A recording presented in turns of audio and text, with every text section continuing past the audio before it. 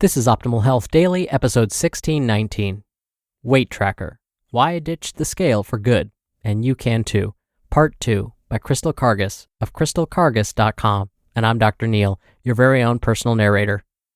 Hey there, happy Sunday, and welcome back to Optimal Health Daily, where I simply read to you from the best health and fitness blogs, always with permission from the sites, and always with a bit of my commentary at the end. Now, today's post is part 2 from yesterday, so if you're new here or skipping around, I'd recommend listening to yesterday's episode first.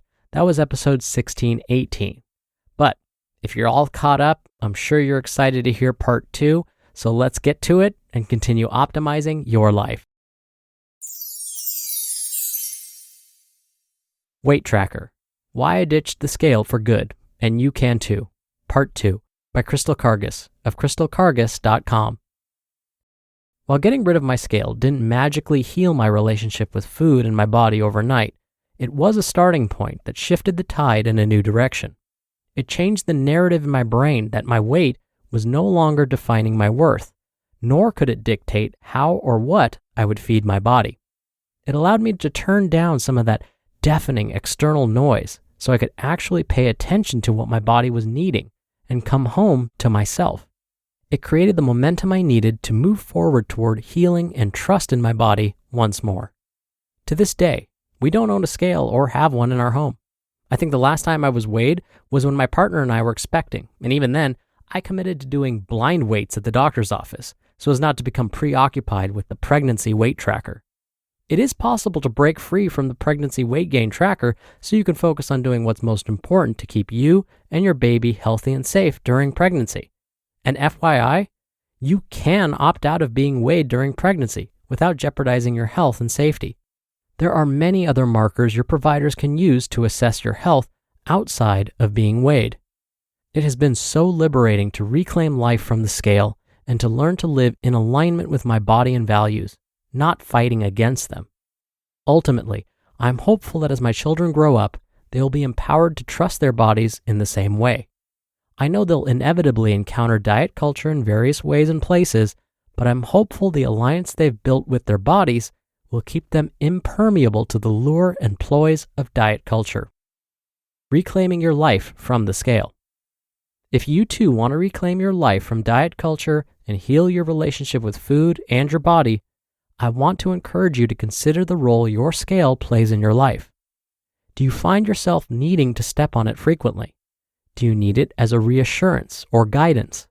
Does it dictate the course of your day, including how you feel about your body and what you decide to eat?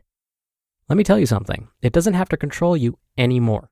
It doesn't have to take up any more of your precious mental space or energy. As a recovered scale addict, I can tell you with complete assurance that giving up your scale will be the best thing you ever did for yourself. Will it feel strange at first? Yes. Is it possible to live without it? Also, yes. Not just live, but thrive and take a powerful step forward in reclaiming your life from diet culture. It starts with awareness, understanding the role your scale may be playing in your life and the power it may have over you. Then it's a matter of acknowledging enough is enough and deciding how you want to get rid of your scale. Do you want to throw it out with the trash? Smash it to smithereens with the sledgehammer? That can actually be super therapeutic. Remove it from your home and your life and give yourself full permission to start living, eating, and being without it. Trust me on this one, you will not regret your decision. And when you're toying with the idea but not sure if you're ready to let it go, keep your whys in mind as your motivation. Here are just a few reasons why you would benefit from getting rid of your scale. More mental space to focus on the things that really matter in your life. More clarity around how to listen to your body. The capacity to enjoy freedom with food. Increased ability to treat yourself with the respect and kindness you deserve. The ability to model body respect and kindness to your children. And stopping diet culture from entering into another generation. There's no better time than now to take this brave step forward to making peace with food and your body and reclaiming your life from diet culture. It starts by creating the change you want to see for your own children. You don't have to wait until you've reached a certain weight or clothing size to break up with your scale. You can do it today and start enjoying the freedom that comes with separating yourself and your worth from a number. Don't I need weight control to be healthy?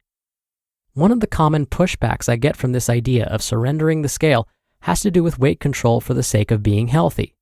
Is it necessary to monitor your weight in order to be healthy? While there are many differing opinions about this, I would argue that ongoing weight monitoring is not necessary to maintain health, at least not health in the sense that encompasses all aspects of your well-being, including physical, emotional, and mental health.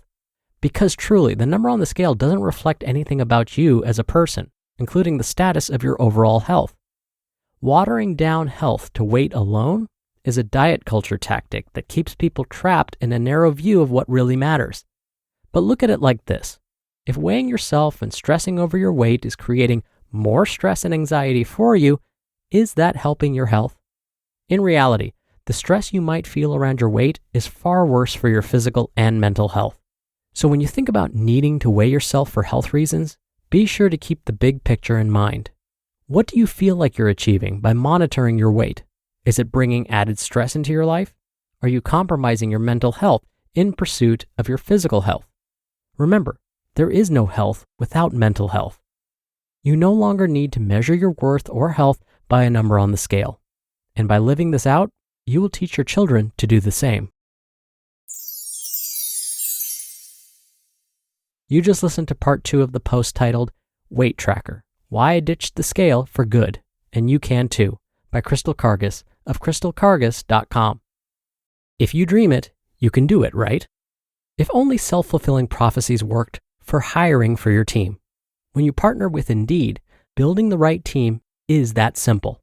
If you're hiring, you need Indeed, because Indeed is the hiring partner where you can attract, interview, and hire all in one place.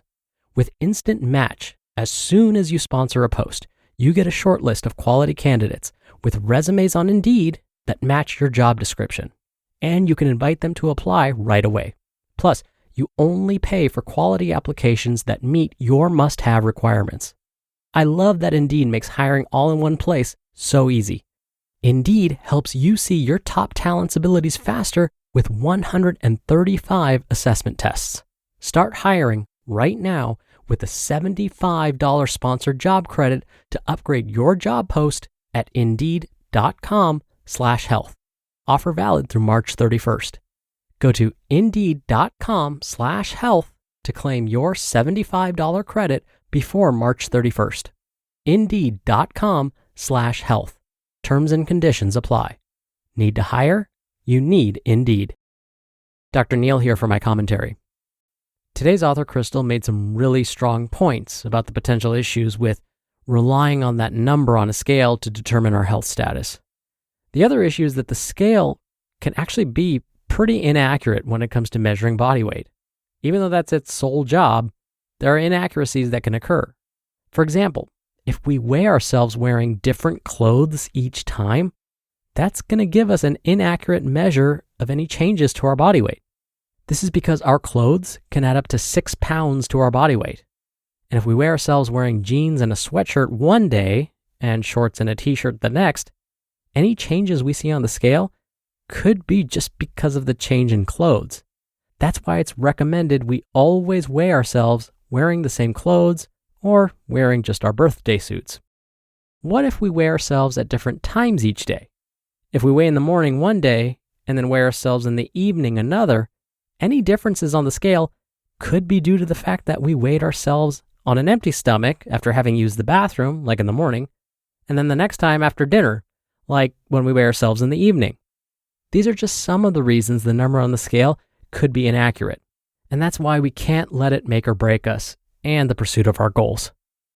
Thank you so much for being here. Thank you for listening every day. I hope you have a great rest of your day and great rest of the weekend, and I'll see you back here tomorrow where your optimal life awaits.